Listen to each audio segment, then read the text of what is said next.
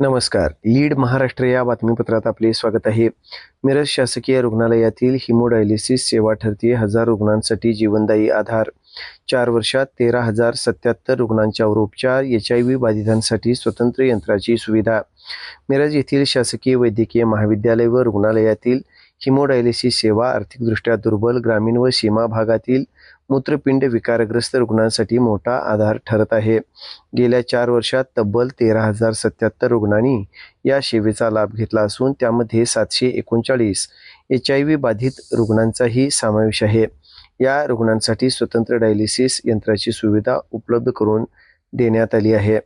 याबाबत अधिष्ठाता डॉक्टर प्रकाश गुरव म्हणाले, जिल्हा नियोजन समितीच्या माध्यमातून उपलब्ध झालेल्या 4 डायलिसिस मशीनपैकी एक यंत्र HIV बाधित रुग्णांसाठी राखीव ठेवण्यात आले आहे.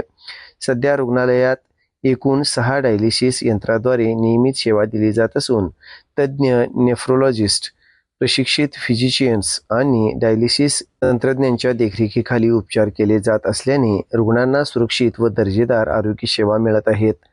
तीव्र व दीर्घकालीन मूत्रपिंड विकार, एंड स्टेज रेनल डिसीज, युरेमिया, विषबाधा, शरीरात अतिरिक्त पाणी साचणे, क्षारांचे असंतुलन तसेच प्लाझ्मा फेरेसिस आवश्यक असलेल्या रुग्णांवर येथे हिमोडायलिसिस उपचार केले जातात. रुग्णालयात मॉड्युलर ICU आणि कॉम्पोनेंट ब्लड बँकची सुविधा उपलब्ध असल्याने गंभीर अवस्थेतील रुग्णांनाही वेळेत उपचार मिळत आहेत. खाजगी रुग्णालयामध्ये एका डायलिसिससाठी हजारो रुपयांचा खर्च येत असताना मिरज शासकीय रुग्णालयात ही सेवा केवळ 230 रुपयात उपलब्ध आहे. तसेच पिवळे रेशन कार्ड धारक, स्वातंत्र्य सैनिक, ज्येष्ठ नागरिक तसेच विविध शासकीय आरोग्य योजनांतील पात्र लाभार्थ्यांना ही सेवा पूर्णपणे मोफत दिली जाते. त्यामुळे आर्थिक अडचणीत असलेल्या रुग्णांना मोठा दिलासा मिळत आहे.